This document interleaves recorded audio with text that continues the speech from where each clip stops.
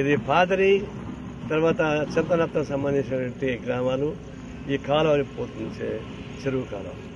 ఇది దాదాపు 300 ఎకరాలకి సరుబడి ఉంది. ఇది సగంలోకి వచ్చేకాడికి హైవే పూర్తి చేశారు. మరి ఉన్న కాలం పూడ్చడానికి సాధ్యం కాదు కదా. ఈ పూడ్చడం వల్ల ఏమైందంటే 300 ఎకరాలకి నీళ్ళు లేకుండా పోయినాయి.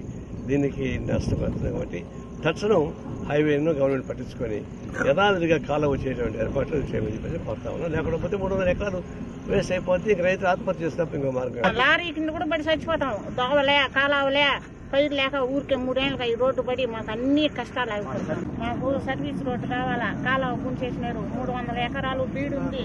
ఈ రోడ్డు పడి మాకు ఏ సుఖము లేదు. అన్ని కష్టాలు. కసువు బలిచిపోయింది, ముళ్ళ చెట్లు బలిచిపోయినాయి. మమ్మల్ని పట్టించుకోవాలా. ఎంఆర్ఓ ఆఫీసుకు పోతే ఏం పట్టించుకోవాలా, కలెక్టర్ ఆఫీసుకు పోయినా పట్టించుకోవాలా.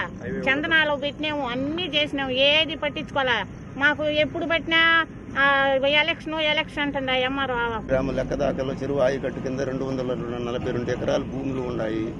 ఈ హైవే రోడ్డు వస్తే అప్పుడు అంతా మీకు ఎంఆర్ఓ ఆఫీసులో కడల్లా పోయి మేము అర్జీలు ఇచ్చినాము.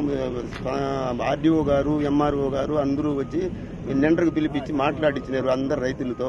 ఆ రోజు ఏమి చెప్పినారంటే మీకు అన్ని సౌకర్యాలు చేస్తాం, మీరు సంతకాలు పెట్టండి, మీకు ఎలాంటి ఇబ్బంది లేకుండా మీకు చేసేస్తామని ఎంఆర్ఓ గారు, ఆర్డీఓ గారు హామీ ఇచ్చినారు. మేము అర్జీలు ఇచ్చినాము, కలెక్టర్ ఆఫీస్కి ఇచ్చినాము, స్పందనాలు ఇచ్చినాము, ఎన్హెచ్ రోడ్డు వాళ్ళకి ఇచ్చినాము, అందరికీ ఇచ్చినాము. ఏమి చేసినా మాకు అన్యాయమే జరిగింది. ఇక కనుమేర 120 ఎకరాలకు మొత్తం బీడు, పంట పొలాలు మొత్తం బీడు అయిపోయింది. చెరువు కాలం ఎఫ్ఎంబీలో ఉండే సర్వే ఎఫ్ఎంబీలో ఉండేది మొత్తం 30 లింకులతో ఉండాలి. కొంత భాగం పూడ్చింది, కొన భాగం ఉంది, మొదటి భాగం ఉంది, నడి భాగం అంతా రోడ్లో కలిసిపోయింది. మా పరిస్థితి దారుణంగా ఉంది. కాబట్టి మాకు దయచేసి కామందల వారు, పెద్దలు అందరూ మాకు న్యాయం చేయాలనేసి మాకు ఉండే కాలువను సర్వీస్ రోడ్డు 2 చేసి ఇవ్వాల్సిందిగా మేము ప్రార్థిస్తున్నాం.